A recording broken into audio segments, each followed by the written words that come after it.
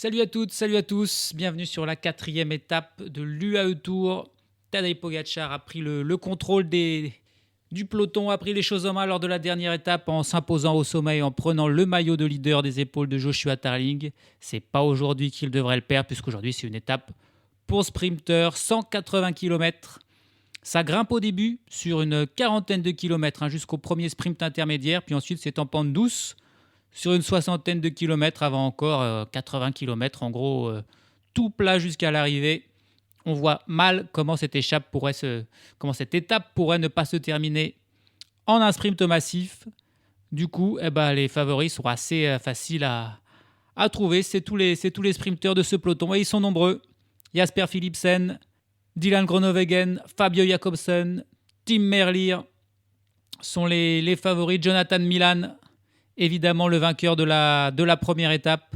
On en a encore quelques autres avec Sam Welsford et Danny Van Poppel, Phil Barros ou qui d'autre encore, Lionel Tamigno pour la Lotto, des sprinteurs un petit peu moins connus mais qui sont aussi une belle pointe de vitesse, comme également Fernando Gaviria qui est là pour la Movistar. Voilà, plein de sprinteurs. Gerben Tiersen pour l'Intermarché Venti. Plein de coureurs qui vont avoir leur chance aujourd'hui et qui vont tenter d'aller s'imposer sur cette étape qui ne devrait pas réserver de surprise.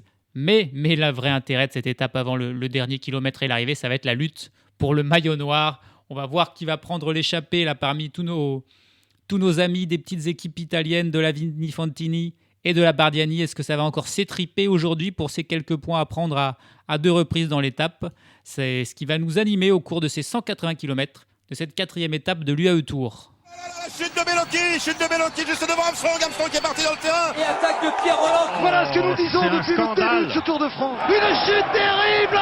Christopher Froome à pied. Mais quelle image du Tour. On n'a jamais vu ça. 100% cyclisme, le podcast du vélo en direct. Ça va Marion? Désolé. Allez, le kilomètre 0 et immédiatement 2 attaques avec... je crois que c'est pas un coureur c'est un coureur d'Ineos qui est le premier à attaquer.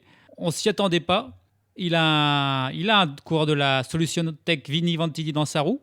Dorde Djuric, le Serbe qu'on avait vu déjà hier, qui est parti avant. Et c'est qui pour Ineos? C'est Michael Lennard, un Canadien. Alors, on ne le connaît pas, c'est pas le plus connu de la team Ineos. Mais il est parti. Et derrière, il y a 2 coureurs pour la Bardiani. On a Tarozzi. Voilà. Et ils n'ont pas réussi à partir. Remarquez, les deux là, pas sûr qu'ils vont rejoindre les 2 autres de tête.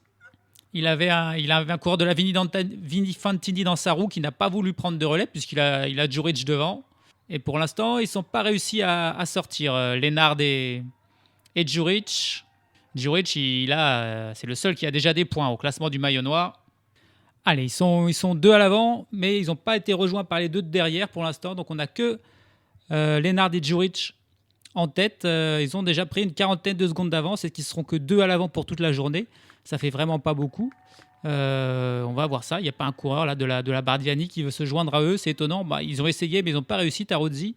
Et donc pour l'instant, seuls Lennard et Djuric sont en tête de cette course. On s'approche du sprint intermédiaire là, et il y a une petite discussion sympa qu'on a pu entendre entre Lennard et Djuric. Djuric qui est venu lui demander tu vas le faire le sprint ou comment ça se passe, et Lennard il a dit non, t'inquiète pas, don't worry about it, tu peux y aller. Et Djuric il a dit thank you, merci. C'est beaucoup plus bonne ambiance qu'hier. Hier ils s'attaquaient, ils s'insultaient. Aujourd'hui ils se disent ils se laissent passer, ils se font des politesses et ils se disent merci. C'est beaucoup bien meilleur esprit, et du coup ça va permettre à Georgi Djuric de passer en tête devant Michael Lennard. Il va prendre 8 points, il en aura 16. Il revient à 6 points de son collègue Samudio, mais du coup il n'y a que 2 personnes dans l'échappée, et donc il y a encore des points à aller à prendre pour les gens du peloton. Il y a 3 et 1 point à prendre, et on va voir dans le peloton si ça va sprinter du côté de Tarozzi, de Samudio, de Biagini, ou... parce que c'est des points qui comptent aussi pour le classement du maillot vert du meilleur sprinter. Si les sprinters qui vont être intéressés pour cet autre maillot de meilleur sprinter vont se mêler à la lutte, et là ne laisseraient aucune chance à Tarozzi et Samudio. En tout cas, c'est fait pour Djuric qui passe en tête devant Lennard dans ce premier sprint intermédiaire, donc au sommet de cette longue montée qui était très régulière et qui n'a pas posé de soucis au peloton. Allez, le sprint là pour le peloton. Il y a du monde et du coup, là je vois les coureurs de la Movistar qui se mêlent à la lutte. A priori, ça sera trop dur pour les coureurs qui luttent pour le maillot noir. C'est la lutte pour le maillot vert là. On a des coureurs d'Astana, on a des coureurs de la Movistar, on a Jonathan Milan qui est bel et bien là avec son maillot vert pour prendre des points. C'est pour l'instant voilà, un coureur de la Movistar qui se relève. C'est désormais Astana. Il roule pour qui Astana, là, il y a qui est bien placé dans ce classement? Pour Aaron Gate, je suppose. Et voilà, Aaron Gate. Il y a pour la Red Bull sûrement peut-être Finn Fisher-Black qui est là. Milan va se faire battre. C'est Finn Fisher-Black qui passe, qui prend des petites secondes de bonus. On va voir, ouais, c'est bien Fisher-Black qui passe devant Terrada en fait. C'est Harold Terrada. Ils sont venus je pense qu'ils sont venus plutôt pour la seconde bonus que pour les points. Parce que voilà, il avait que quelques secondes de retard sur Pogačar. Et il en a une de moins désormais, Finn Fisher-Black qui prend la 3e place. Ça n'aura en tout cas pas d'incidence du coup dans la lutte pour le maillot noir. C'était un sprint très disputé là, et ils ont réussi à battre Jonathan Milan comme c'était un peu en montée. Bon, il n'a pas tout donné non plus Milan pour pas se fatiguer. Pour la Movistar, ça a raté le coup là. C'était Pablo Castrillo pour la Movistar qui voulait aussi prendre des secondes. Il est bien placé au classement général, Castrillo, hein. Et il n'a pas pu s'en mêler et prendre la petite seconde que tout le monde voulait. C'est Finn Fisher-Black qui l'a pris. Alors que, il est incroyable ce Tadej Pogačar. On est sur une étape de plat. Il n'y a a priori pas grand-chose. Et puis il y a eu une petite cassure là après ce sprint qui a désorganisé tout le monde. Pogačar était dans le bon groupe et du coup il a poursuivi son effort. Et il roule là en tête d'un groupe d'une quinzaine de coureurs. Il roule à fond dans cette partie désormais plus en descente. Il y a des petites cassures dans le peloton derrière. Alors, ça m'étonnerait que ça ne se regroupe pas, mais voilà, il se fait plaisir. Et il y a d'autres coureurs qui ont décidé de prendre son initiative.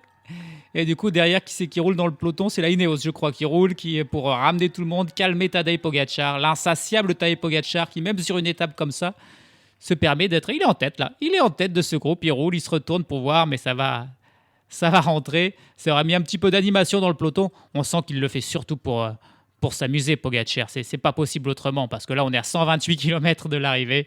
Il n'y avait pas grand-chose à espérer, à part un petit peu de fun et mettre un petit coup de pression sur tout le monde. Et voilà, le peloton qui est de nouveau groupé désormais. Alors que les échappés ont 3 minutes et 41 secondes d'avance.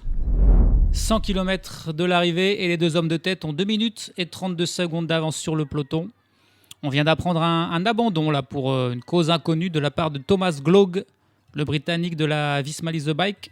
Il y a quelque chose qui ne va pas. La Visma Lease the Bike, déjà Olaf Koy et Julien Vermote ont abandonné lors de la première étape. Aujourd'hui, Thomas Glog, il y a peut-être un petit virus là, qui traîne dans l'équipe hollandaise. Ils sont déjà 3 à avoir abandonné.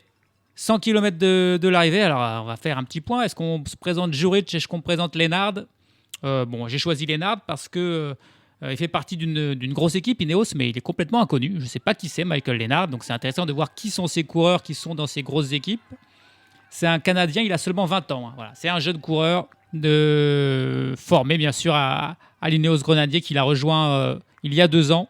Il compte quelques petits résultats. Alors, aucune victoire professionnelle, mais des victoires en junior, et notamment une étape du Tour de l'Avenir, qui est considérée comme la plus grande course junior du monde, tout simplement. Il a été aussi champion national du chrono junior en 2023. C'est donc a priori un bon rouleur. C'est ses 2 seules victoires. À noter quand même qu'il a été également 10e en 2023 des championnats du monde du chrono. Toujours évidemment junior, mais voilà. C'est donc un gros rouleur qui découvre un petit peu le World Tour. C'est pas sa première course World Tour. Je vois qu'il avait participé l'an passé au Tour du Guangxi. Il avait déjà même participé à l'UAE Tour l'an passé, où il avait rien fait de marquant. D'ailleurs, il n'avait pas fait grand-chose de marquant non plus sur le Tour du Guangxi. Il avait également participé au contre-la-montre, aux mondiaux élites, comme on dit. Il a fait ni 49e. Hein. Donc là, il a eu plus de mal, le Canadien, l'an passé. Mais voilà, donc Michael Lennard, il a également participé à quelques classiques l'an passé. Hein, la Baie Mersaille Classic, c'est les Grands Prix de Québec et de Montréal, hein, en tant que Canadien. C'est un petit peu normal. Il n'avait pas réussi non plus à se montrer. Mais voilà, un coureur qui débute, 20 ans, un bon rouleur et probablement pas forcément une énorme star du peloton, mais un coureur dont on devrait entendre quand même parler dans le futur. Et la première fois qu'on l'aura vu, ça sera ici, sur 100% cyclisme. Allez, là, c'est un passage délicat. On a beaucoup avancé. On est à 57 km de l'arrivée. Et c'est un passage avec du vent. Il y a des possibilités, des fameuses bordures. Et c'est l'Alpecin de Koenig et la Team Emirates qui font le boulot en tête du peloton, là, qui accélère d'un coup. Et ça a l'air de marcher. Il y a des petites cassures. Il y a un groupe d'une quinzaine de coureurs, là, vingtaine de coureurs qui a réussi à faire une petite cassure. Là, c'est un Ineos qui se retourne, qui a fait la cassure et qui se dit aidez-moi, parce que si j'ai fait la cassure, c'est pas moi qui vais les rattraper maintenant. Et c'est l'Alpecin de Koenig de Jasper Philipsen. Jasper Philipsen qui lui-même donne des relais. Je vois pas mal de coureurs de la Lidl Trek. Donc Milan doit encore être là aussi. Oh là là, il y a des trous de partout.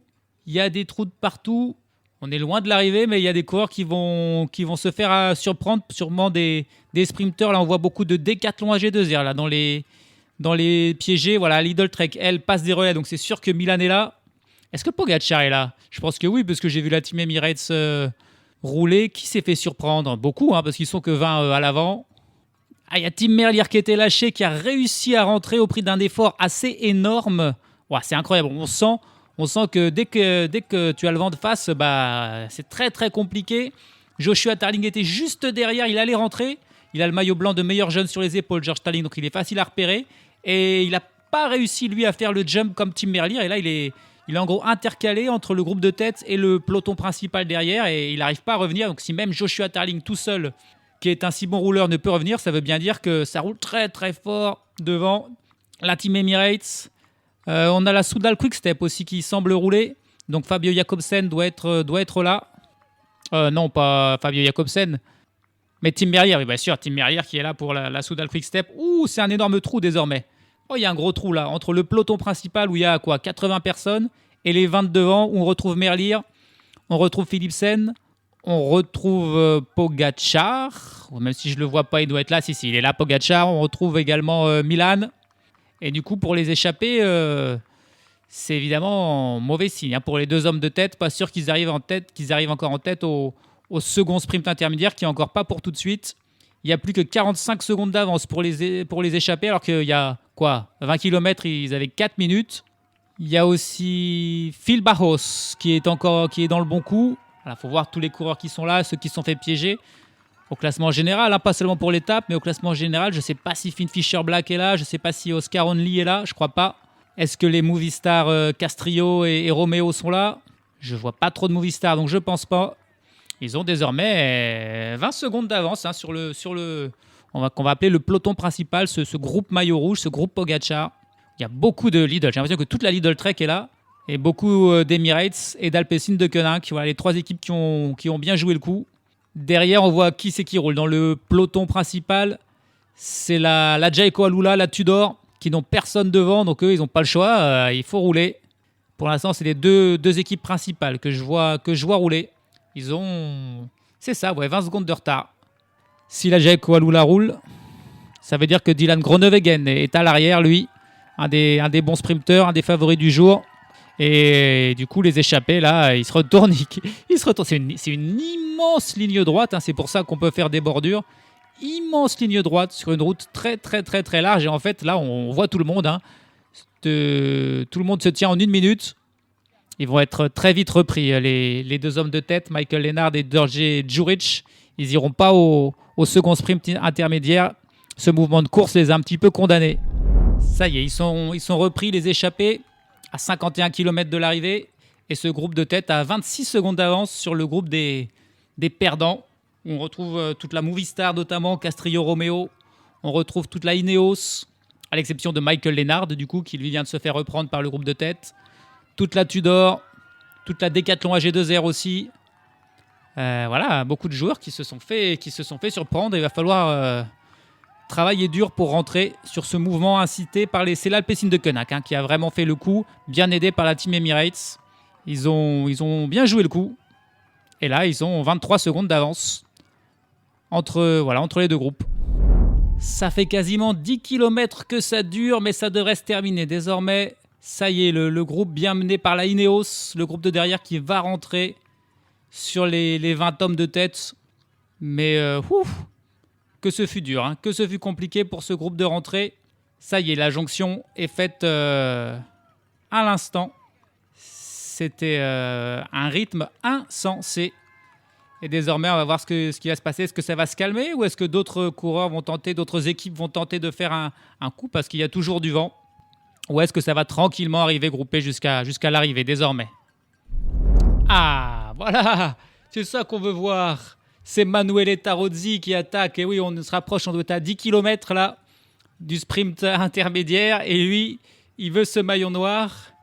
Et du coup, il est sorti tout seul, mais il y a un coureur de la Vini Fantini qui le suit. Je ne vois pas encore qui c'est.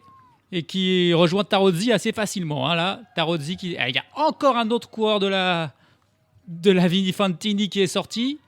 Et qui rejoint Tarozzi lui aussi facilement. Du coup, là, ils sont 3 devant.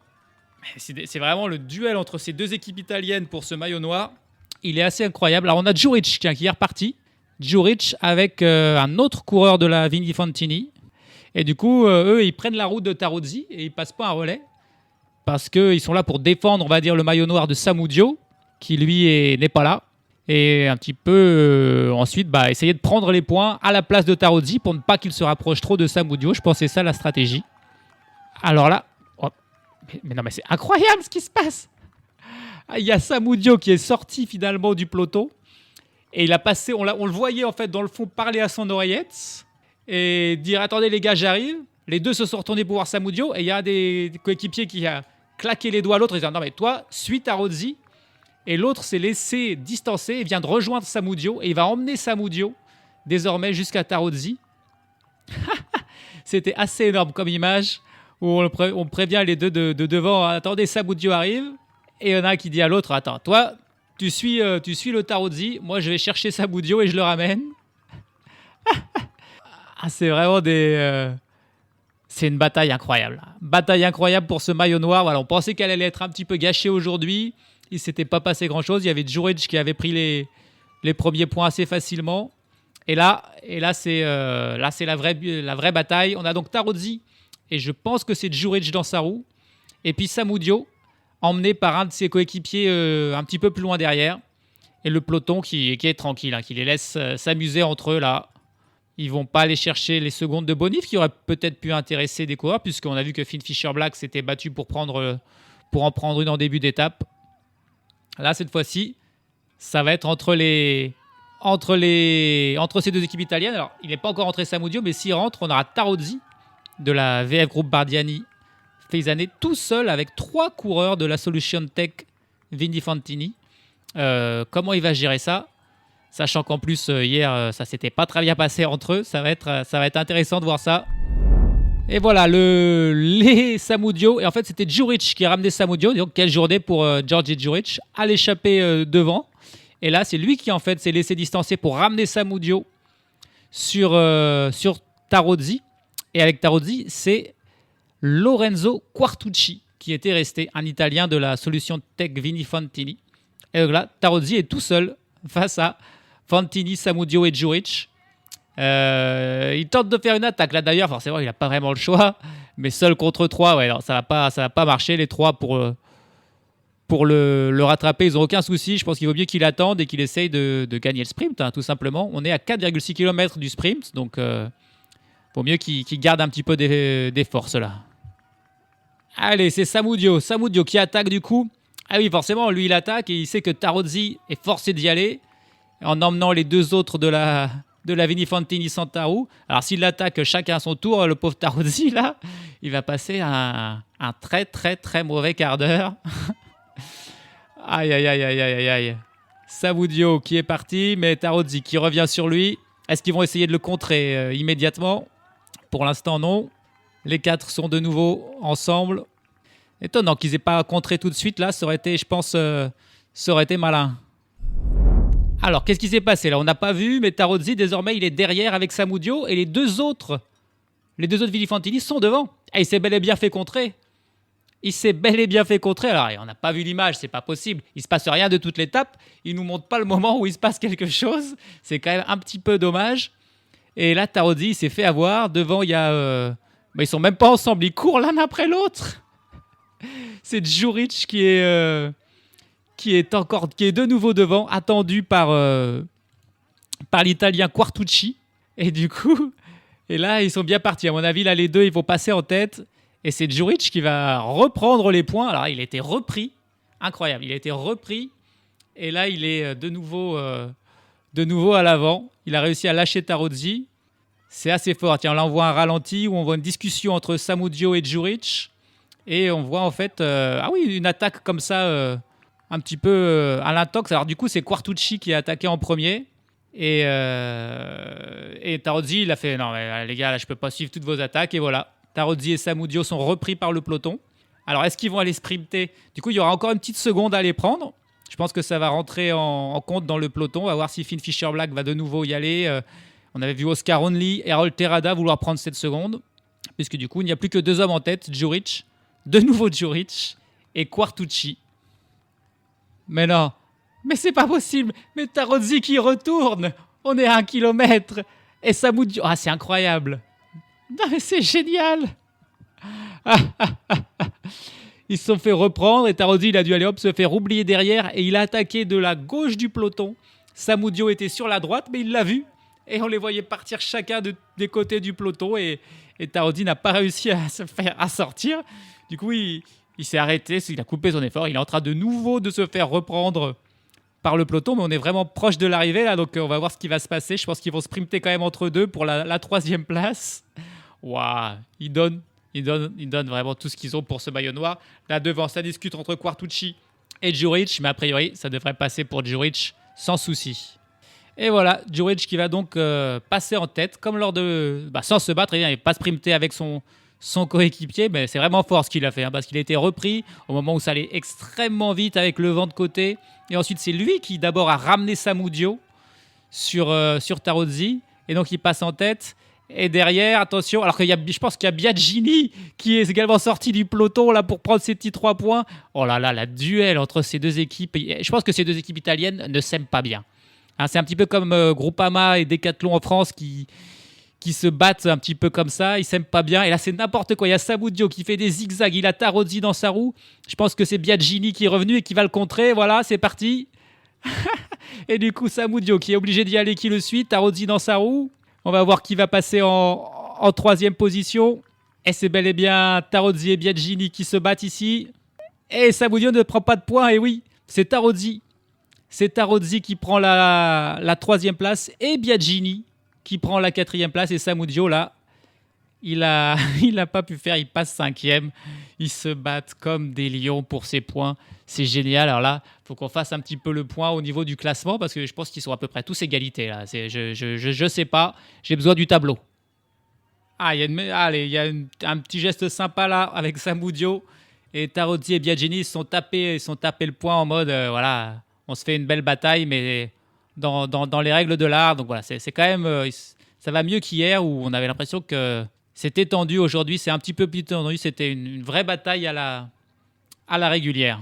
Et donc, désormais, c'est Djuric, voilà, qui est en tête avec 24 points, soit 2 de plus que Samudio et que Tarozzi, qui sont ex-aequo avec 22 points, et Biagini est 4e avec 17 points. Autrement dit, c'est très serré et on va revoir tout ce petit monde à l'avant encore lors des prochaines étapes. Et ça fait plaisir. Hein. On est à 30 km de l'arrivée et on se dirige désormais. On va aller tranquillement jusqu'au sprint. Oh, attention là, une petite chute là. Une chute juste à l'entrée d'un rond-point. On a Einer Rubio et on a Benzviov. J'ai cru que c'était Finn Fischer-Black, 101 et 107, ça se ressemblait, mais non, c'est Benzviov. Et puis il y a Einer Rubio qui est, décidément, il n'a pas de chance. Einer Rubio, déjà hier, il avait eu ce problème technique là juste avant la montée et là, il est pris dans une chute. C'est pas son tour à Einer Rubio. Bon, ça va, les deux hommes vont bien, ils vont pouvoir repartir, mais on est à 22 km de l'arrivée, pas sûr qu'ils arrivent à rentrer dans le peloton. Remarque, peut-être que si, quand même. Ça commence à s'exciter dans le peloton, hein, alors qu'on s'approche un petit peu de l'arrivée. On est à 18 km. J'ai pas encore fait mon favori du jour, quand même, donc il serait peut-être temps. Alors j'ai choisi aujourd'hui, je ne l'avais pas fait lors de la première étape, j'avais changé d'idée. Donc je vais le faire aujourd'hui, Jasper Philipsen. Alors Jasper Philipsen, il est connu quand même, c'est un Belge de 26 ans. Et il est connu parce qu'il compte quand même déjà 51 victoires à son actif. Donc c'est forcément un grand champion. Il était passé dans sa jeunesse, je ne savais pas, du côté de la Team Emirates en 2019-2020. Il était à l'Emirates avant de rejoindre l'Alpecin en 2021. Et depuis, il est à l'Alpecin de Koenig depuis ce moment-là. Et il a rencontré d'énormes succès, évidemment, avec l'Alpecin, notamment Milan-San Remo l'an passé, le Monument. Il a été également le maillot vert du Tour de France, le meilleur sprinter en 2023. Il compte 9 victoires d'étape sur le Tour de France. Il compte 3 victoires d'étape sur la Vuelta. Il n'a par contre jamais participé au Giro. Donc là, il n'a pas de victoire sur le Giro. Parmi ses autres victoires World Tour, on peut compter 2 victoires sur la classique Bruges-La Panne, 1 victoire sur Eschborn-Francfort. Il compte aussi 3 victoires d'étape sur Tirreno-Adriatico, 3 victoires d'étape sur le Tour du Benelux. Bref, voilà, il a un nombre de victoires assez impressionnant.